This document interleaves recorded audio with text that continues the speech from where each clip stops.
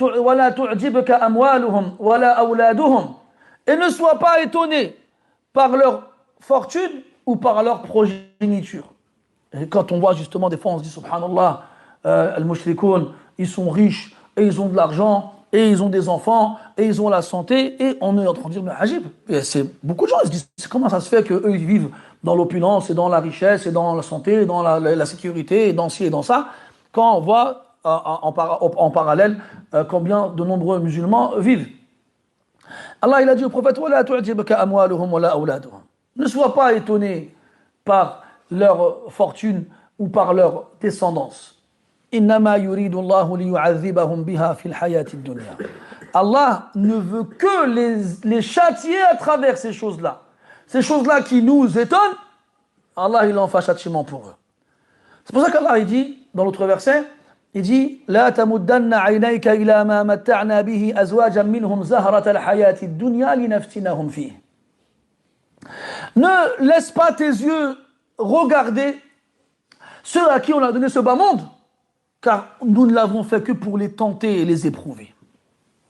Dans notre verset, Allah dit وَلَقَدْ آتَيْنَاكَ سَبْعًا مِنَ الْمَثَانِي وَالْقُرْآنَ الْعَظِيمِ لَا تَمُدَّنَّ عَيْنَيْكَ إِلَى مَا مَتَّعْنَا بِهِ أَزْوَاجًا مِنْهُمْ وَلَا تَحْزَنْ عَلَيْهِمْ وَاخْفِضْ جَنَاحَكَ لِلْمُؤْمِنِينَ. En gros, Allah il t'a donné ce qui est meilleur que ce qu'il leur a donné. Il t'a donné 7 versets qui se répètent, ceux de la Fatiha et le grandiose Coran. Donc si tu as donné ça, ne regarde pas ce que eux ils ont comme jouissance de ce bas monde. La comparaison n'est pas faisable et n'est pas possible. C'est comme si je mettais dans ta main un joyau, un diamant, un lingot d'or et que tu regardes la pierre dans la main d'un autre jusqu'à oublier ce que tu as toi dans la main. Il faudrait être fou pour agir ainsi. Et bien Allah t'a donné ce qui a le plus de valeur dans la création, le Coran, et normalement ça devrait te faire oublier tout ce qu'il y a à côté. Non, on revient à l'exemple du lingot d'or.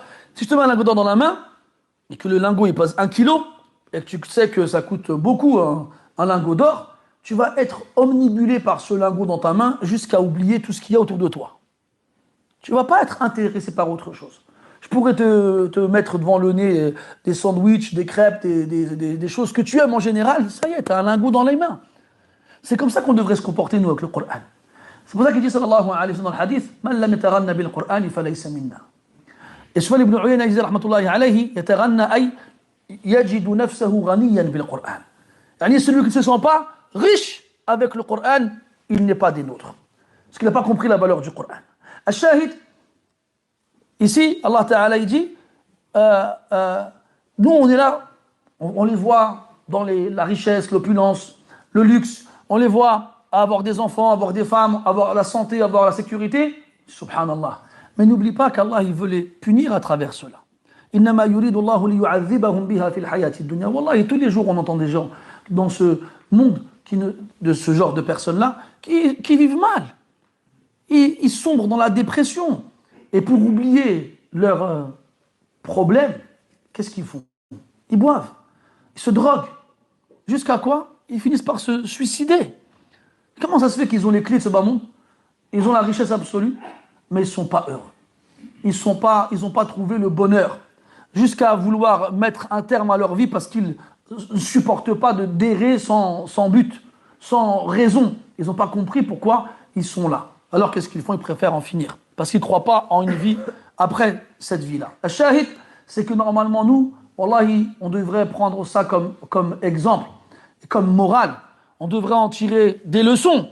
Mais nous, qu'est-ce qu'on fait? On les envie et on aimerait être à leur place. Ah, si seulement j'étais à leur place. Si seulement j'avais la même maison qu'ils ont. Si seulement j'avais les mêmes voitures qu'ils ont. Si seulement j'avais autant d'argent qu'ils ont. Si seulement je pouvais moi aussi aller sur des belles plages dorées et boire les cocktails les plus sucrés. Si seulement je pouvais avoir les vêtements les plus luxueux. Si seulement je pouvais. Alors que tu es musulman et Allah t'a donné ce qu'il y a de mieux fi dunya, c'est la foi.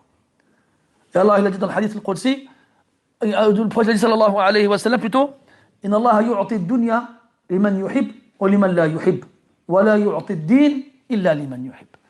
Ce bas monde, Allah il le donne à qui il veut, qu'il l'aime ou qu'il ne l'aime pas. Mais ad-din, il ne le donne qu'à celui qu'il veut, celui qu'il aime, pardon. Et n'oublie pas, الدنيا عند الله أهون من جناح البعوض. Que ce bas monde, auprès d'Allah, il a moins de valeur que l'aile du moustique. Et toi, tu t'y accroches. Et toi, tu ne fais que courir après jusqu'à oublier un monde qui t'a été promis, dans lequel il n'y a plus de peur, ni de soucis, plus de tristesse, ni d'ennui, un monde dans lequel tu vivras pour l'éternité et tu seras heureux à l'infini.